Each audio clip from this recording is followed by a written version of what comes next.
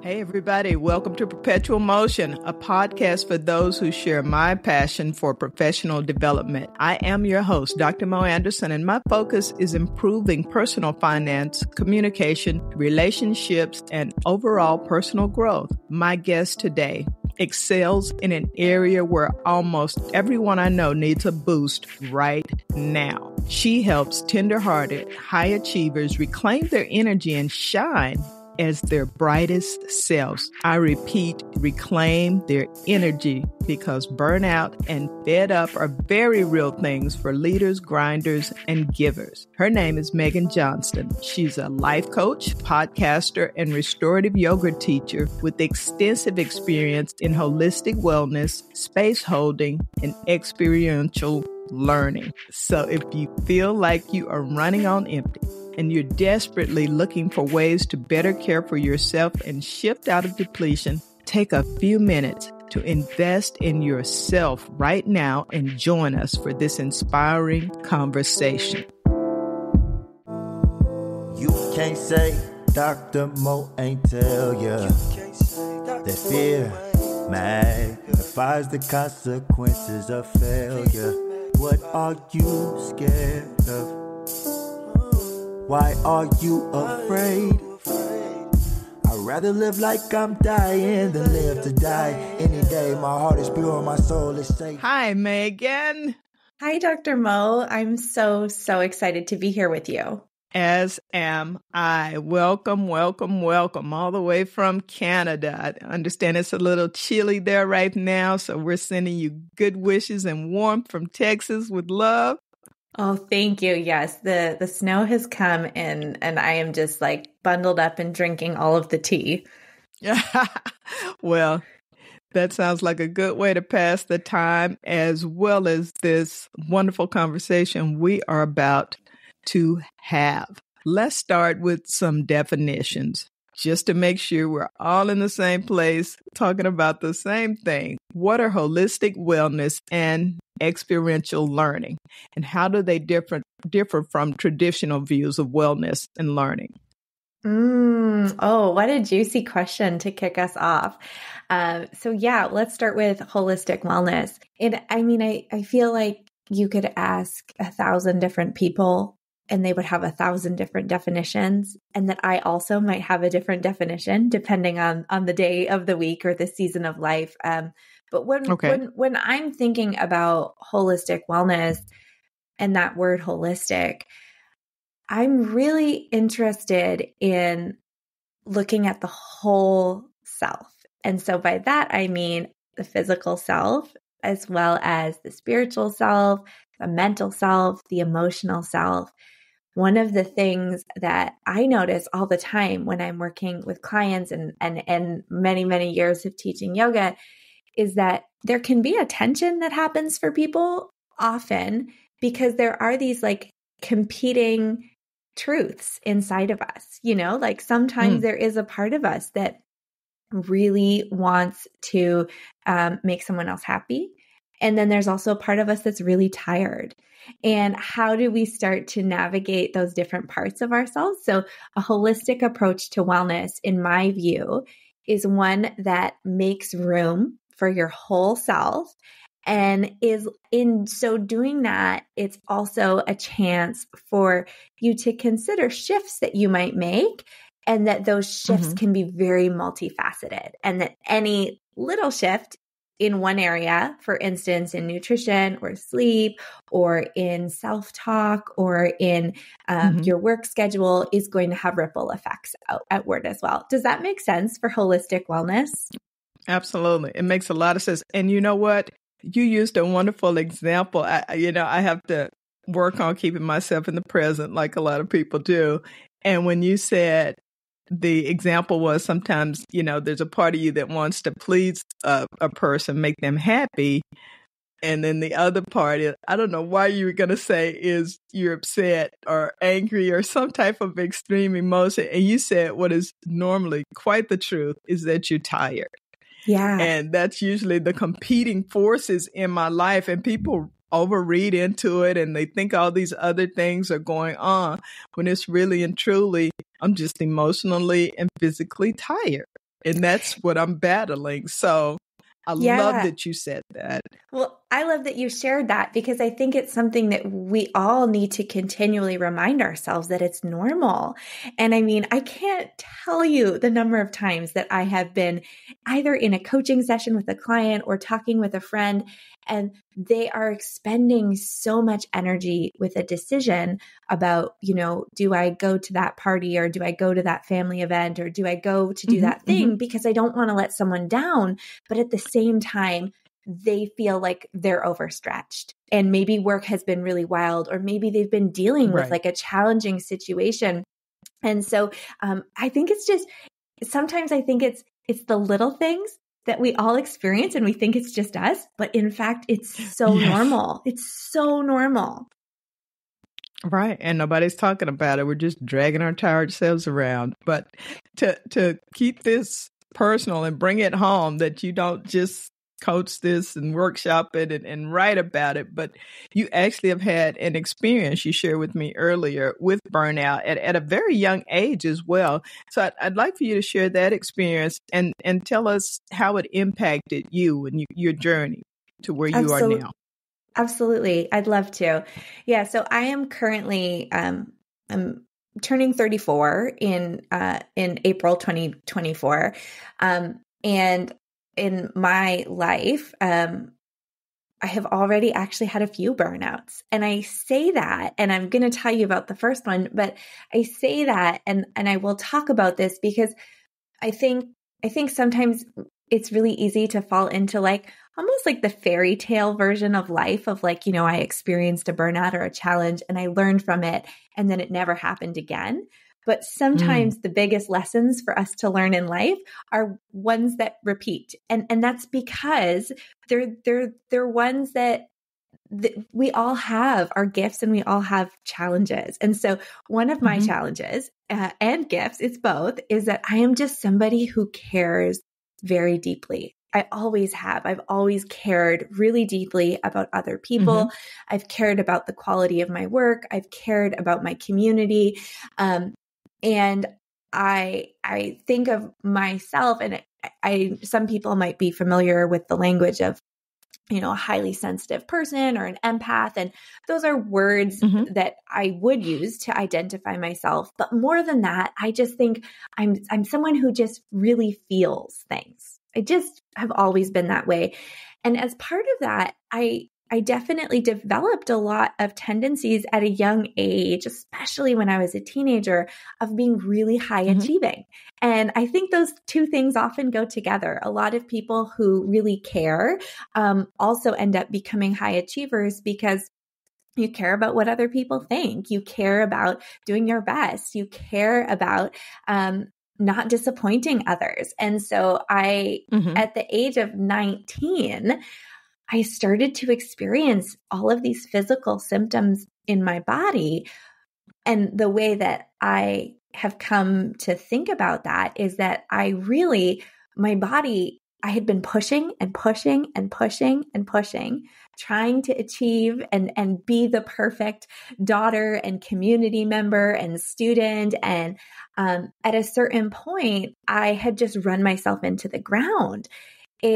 I'd love to use a metaphor here, which is that I think a therapist at some point around that time shared with me, but we could almost think of like if I'm a car, which I'm not, I'm a person, but if I'm a car and I'm filling up my tank, I was only ever filling it up just enough to keep going.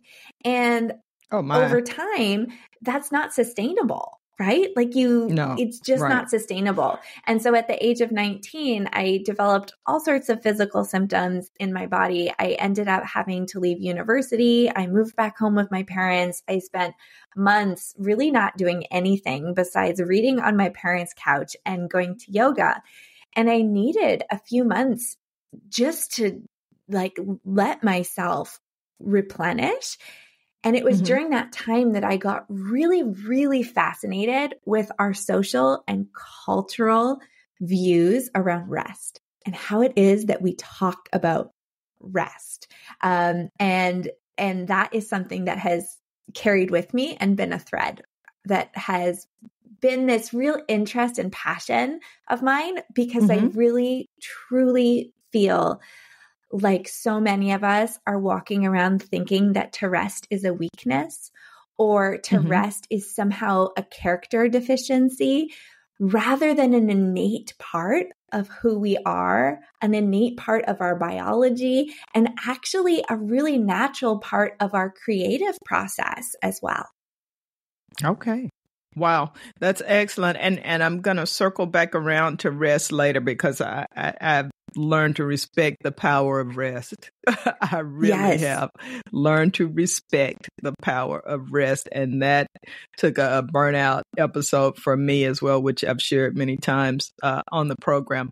But before we get to solutions and resolutions, I want to talk a little bit more about the symptoms of burnout. And they were woven into your story there. But if we could just make a bullet type list for someone who might be having signs of, and we might just say depletion, if not burnout, signs of depletion that you're never filling up your tank, probably filling up pouring into everyone else, as we say in the Baptist church, but not ever filling up your tank. But for those who may not even realize it, if you've got subtle or overt signs of depletion, what are some of those? Yeah, it's such a good question. And it'll look different for each person, but there's definitely some big themes. And so one of the biggest themes is around emotional regulation. And so what happens when our nervous system is really run into the ground is that we're operating more from that place of fight or flight, which people might be familiar with that kind of that phrase. And when we're in fight or flight, we actually it truly does affect the way that our brain works. And I often think of this example back when I worked in more of a traditional office setting. I worked in higher education, and I just remember you could always tell when a colleague was having a really bad day because they were so much more like snappy when you talked to them in the hall or asked them a question. Like you just knew. And we know this like with our family members or people in our community, people we work with. When somebody is in a stressed out place, they're not necessarily thinking straight. They're not thinking as their most,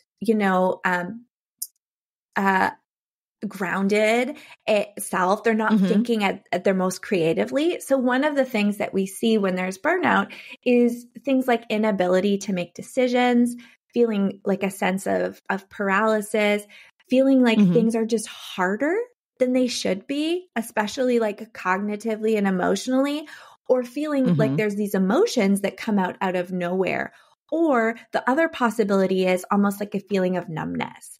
And so those are all different kind of possibilities if we're looking at the cognitive and emotional. But then, of course, we also have physical symptoms. And that could be whether it's trouble sleeping, it could be extreme fatigue. There could also just be a feeling of disengagement with life. Like I'm sure everyone has had seasons in life where you felt just like things that maybe used to make you smile or just like feel more content. I'm not even talking joyful. I'm just talking like content. Like it just, everything just feels flat or feels like it just doesn't feel real or feel like it brings you that same sense of presence and connection that maybe was there before. And then of course we also have, it can impact our relationships as well, right? Both our relationships with ourselves and a feeling of sometimes withdrawing from others in some cases, or some people go the other way and it becomes like overcompensating and doing everything you can to not be alone with yourself. So those are some different examples. Of course, there's more, but the ones that come to mind in this moment. Those are excellent ones. And from my own history, I really resonated with that feeling of overwhelm. So even the littlest Yes. thing, the people around you are like, why are they so impatient? Why are they so curt? Why are they always in a hurry? But it's just like everything that should be one little more thing is like somebody just put another elephant on you. And it's like you really are overwhelmed and it's heavy. And then I remember I was just like crazy forgetful and doing weird stuff. It's like, Mom, why is your purse in the refrigerator? Mom, this water's just running in here. You've been gone out to another room, and you think you're behaving normally and everything's fine, but you come to realize, wait, things are just not right with me right now. Yeah, and like all of that is so normal from a biological perspective, because again, it's like if we look at the nervous system, right? When you are, what we want to see in the nervous system is like this resilience and almost like this like bouncing back between moments of stress and moments of rest. But when we get so wound up and when we're operating at this like activated place all the time where we're so busy and we're just constantly on the go, it's just, we're not able to access the same parts of our brain. And we really are in that place of a stress response where the bigger picture thinking kind of goes out the window. Things like memory go out the window. Like those are all such real and potent examples. And I just like to remind people that doesn't mean that there's anything wrong with you. Your body is actually doing all of that to protect you. And your body is doing all of that to conserve your energy. But it is a real signpost that something needs to shift and that you can be taking better care of yourself. But your body is actually, like, part of my story is at the age of 19, just realizing like how at war with my body I was. Like I was treating my body almost like as this obstacle or the thing that needed to be overcome. And I was angry and frustrated at my own physical limitations. And I think this can happen when we're really exhausted and really burnt out. We get frustrated with ourselves instead of taking it as a chance to take a step back and say, okay, maybe this is a sign that I need to be living a little bit differently. And I need to be in relationship with myself in ways that are different. Oh, that's good. That's good. I call those the warning lights on the dashboard of your life. And I love that. If only they were as obvious as they are in our cars, right? Of course. Check engine. Wouldn't that be amazing? Yes. Nice. I like the way you're explaining this. It makes a lot of sense. And I hopefully, it resonates with everyone, but I suspect there's someone who really needs to hear this. And I hope they hear it or directly or share it with them, because it really can end up being a life or death thing if you stay in that space for too long, which leads to my next question. Once you recognize that you have depletion, you want to reclaim your energy, how do you shift out of that? If it takes months just to get through it and stabilize, how do you navigate that process?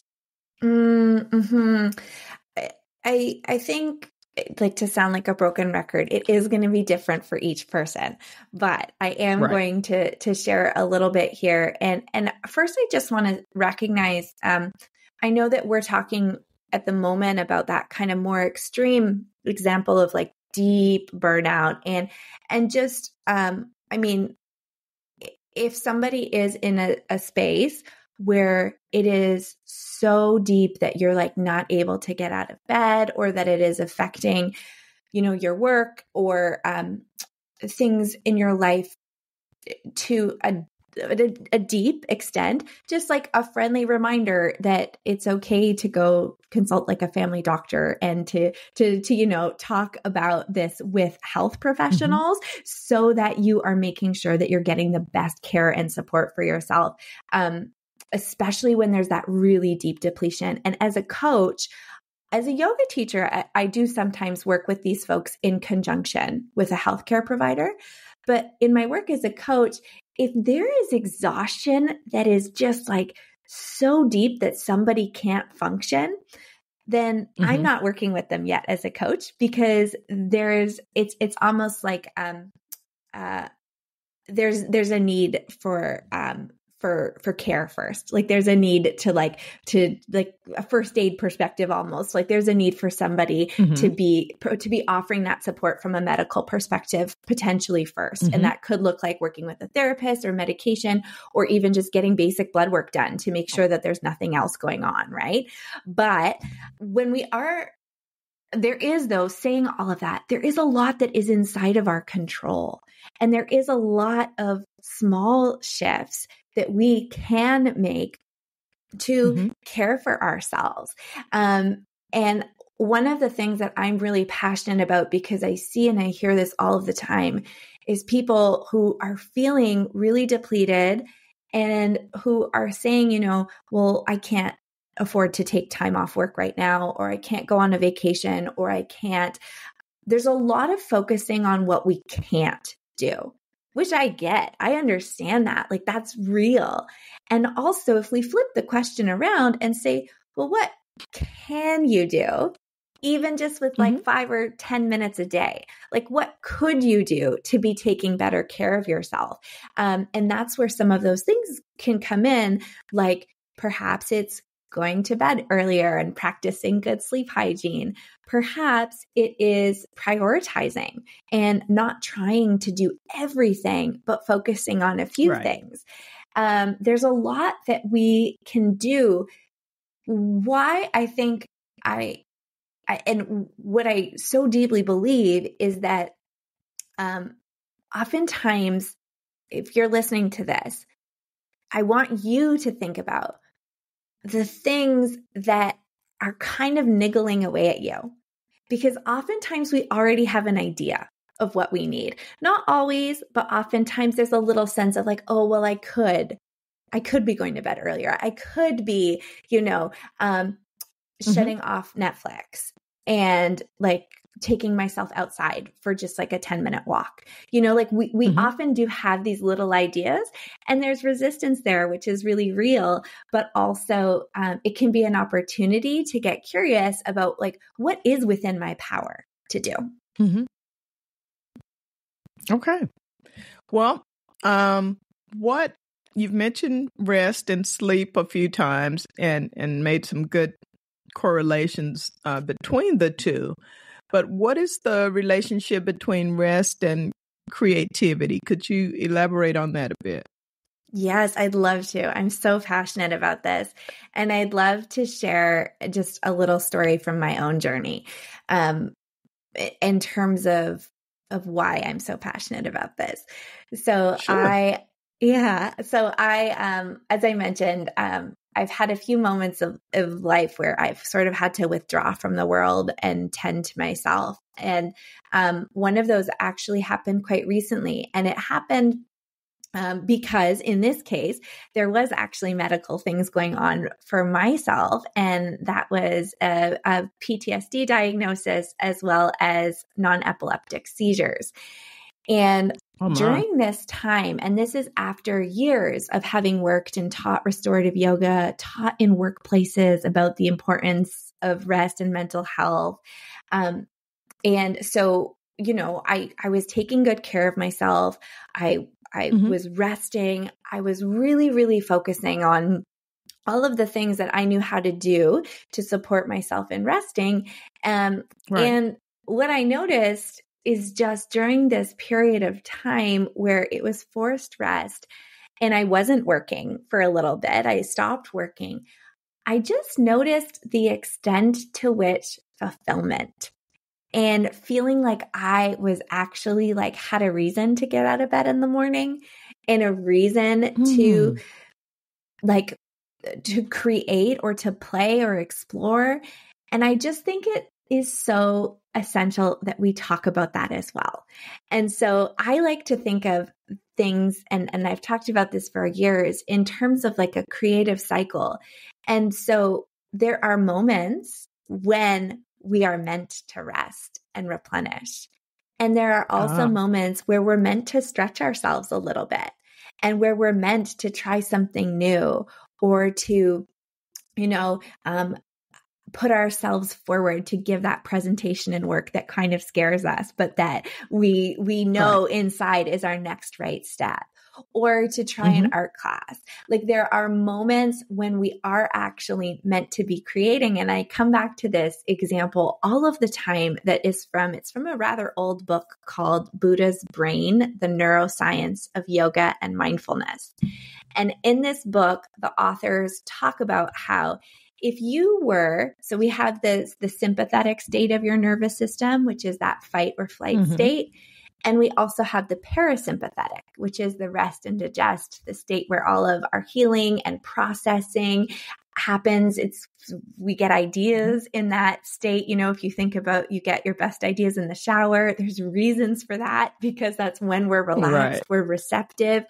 And so these two states work together. But the authors in this book talk about if you were in your parasympathetic state all of the time, you would more or less just be living in a coma.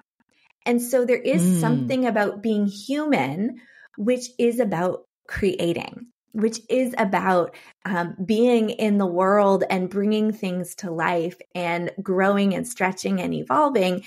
And I think I can, in my own experience, and I know that others who have experienced chronic health conditions as well, that can be one kind of extreme example of these moments when you are so focused on tending to your physical and mental and emotional well-being that sometimes there isn't any of that room for that creativity, that growing, that stretching, and making room for that can deeply impact quality of life. To bring it back to energy and replenishing our energy, we can think about the things that are giving us energy and the things that are taking our energy. And I think we focus a lot on the things that are taking our energy and not necessarily enough on the things that give us energy. So I can give you an example. I recently was visiting some family and I went to a little recital that these 5-year-old girls in my family were in, and there was a dance recital and it was so beautiful. I hadn't been in a dance studio in over 15 years. And then when I got home, it really inspired me to go and do an adult dance class, which is something that I've been wanting to do for a while. So I took earlier this week my first ballet class in over 15 years. And that's nice. It was. And I was buzzing afterwards. The next day I woke up and I said to my husband, I've got a problem because I want to dance every day now. I just want to keep going back. And it was just this thing that just gave me life, and even in really tough moments of life or seasons when we're really struggling, there can be those little things like a conversation with a friend who really sees and hears you, or maybe a dinner with family where you just feel that sense of love and community. It could be a walk outside where you feel nature. And so when we're talking about energy, it's paying attention to both. Where can I bring the rest? And also where can I be really letting myself feel into my creativity, feel into what it means to be human and alive. And those two things, they do operate in a cycle and they are really intertwined. They really are intertwined. And as you were talking, I thought about there's a connection between rest and relationships and connectedness for me, because I'm serious. I had this light bulb as you were talking. I was like, when I'm not rested, I really don't want to be around people. I don't like people, a thing I literally feed off of most of the time. But when I'm exhausted, I isolate myself, and which just adds to the, depletion, because I generally like people. So, and the creativity, my best ideas for books or something I'm going to put in a speech or, whatever project I'm working on is always when I'm away from everything else and rested or on vacation. Lots of great ideas. I just carry a journal with me because it's like flowing. And then I get home, back to washing. So anyway, I know this is going to be beneficial for a lot of people, and I can imagine that you are a wonderful, wonderful coach as well. Before we go, please explain how fulfillment might be the missing key to unlocking your energy. Mm-hmm. Yeah, that flows so beautifully from what we've been talking about, right? And just the way in which I think, like, if we just take the example of sleep, right? Like, the way in which I think we want to be able to go to bed and fall asleep, and we also want to have a reason to get up in the morning. And I also, to go back to the way in which the rest and creativity and fulfillment are all connected, think about, like, I think this is a universal experience. If you're listening and you've never had this, you can reach out to me and let me know. But I just know for me, there are some days where it has been such a full day in a good way, like a fulfilling day, that you just go to bed almost with a smile on your face and you just fall right asleep. And that could be because it was like, yeah, right? Like, and it can be a day where you did some physical work, like you did a lot of gardening, or you did a run, or you did something that was really physical. But it can also be just like, it was just a day where your heart was really full. And what's interesting to me about, if we take rest and then let's flip it around and talk about restlessness, which I see a lot of.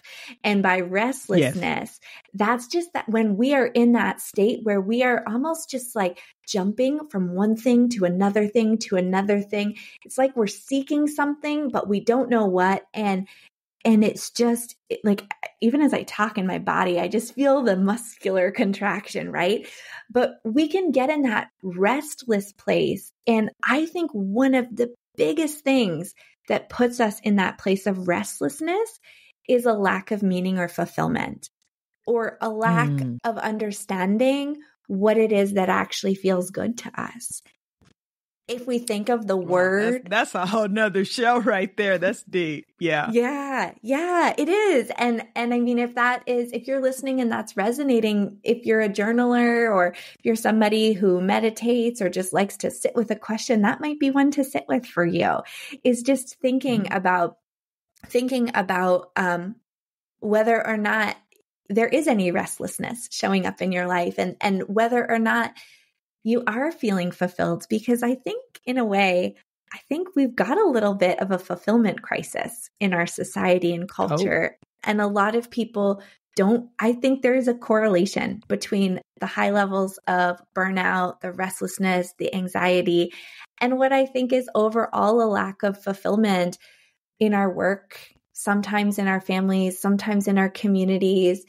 And for me, when it comes to looking at this fulfillment piece, I am not talking about finding your purpose, because that can be super heavy and overwhelming for people. But I'm talking more about presence and that ability to find like a mindful contentment where it just feels like, where there's a little bit of peace. And I think that peace, it comes from deeply knowing who it is that we are and what our needs are. And that's not easy work. It's definitely not easy work. But the more that we practice caring for ourselves through rest, through following those little creative impulses that we have, through really being mindful of the things that are taking our energy and giving us energy, I think that moves us, a whole lot closer towards that fulfillment. Beautiful, beautiful. And I think that some people confuse achievement with fulfillment, and they get all these things and then they're disappointed because they still feel empty inside, because they don't really understand the external things as opposed to how they feel internally. You are entirely right. And that certainly has been my story in the past. And I think it's a story for a lot of people. We stretch and we push ourselves and we push and we push, and then we wonder why it doesn't feel good. But we're maybe not in a way, we've had to bypass, if we go back to the question we started with in terms of like holistic wellness, we've kind of bypassed our whole self. We've prioritized one thing, often at the expense of our physical body, our mental health, sometimes our spiritual health. And so, I think I truly do believe that as we are looking to bring our dreams to life, and I still believe we can dream big, but it's how do we do it in a way where we're honoring the different parts of ourselves, we're honoring our whole self, and we're loving ourselves as much as we love others, which is tough, but it's a practice of learning to care for ourselves. Indeed. I believe you have a podcast. I right? Do you have your own podcast? And I know you're a coach. You've got a beautiful website and a community online. So share just a bit about your podcast and how folks can connect with you online to learn more about your coaching and workshops and other things you're doing, your yoga and other things you're doing, phenomenal things you're doing. Yeah. Of course. Thanks so much, Dr. Mo. It's been so much fun to be able to chat with you today about these topics. And like you said at the start, I hope that if anyone is listening and you've been feeling really depleted, I hope that that we've normalized that it happens. It happens to people. It's happened to me. It's happened to Dr. Mo, and that it is possible to start to reclaim your energy. And of course, I'm always here to chat. So I do have a podcast. It's called With Heart and Wonder, and it is really just an exploration of what it means to live with compassion and courage and curiosity. And so you're welcome to find that wherever you listen to podcasts. It's episodes that I record myself, as well as with incredible guests doing all sorts of wonderful things. And then the other place that you're welcome, I'm doing this little experiment right now, and it's because I am an introvert at heart, and I really love. I would have lost that bet. Oh yeah. Well, it's totally. I love people, but I will always be more excited one-on-one. Having a one-on-one, just like cozy conversation than in a group. And so because I love one-on-one connection and I love the chance to talk to people, if you're interested, I'm doing a super, super, super discounted coaching session just for listeners of this show. And you can find that at podcastgift.meghanjohnston.com. And it's an hour-long coaching session where we can just have a chance to connect and talk about these themes, but in a way that's personalized to you, and talk about your energy and what it might look like for you to reclaim your energy in the season of life. And it's just for $45 Canadian.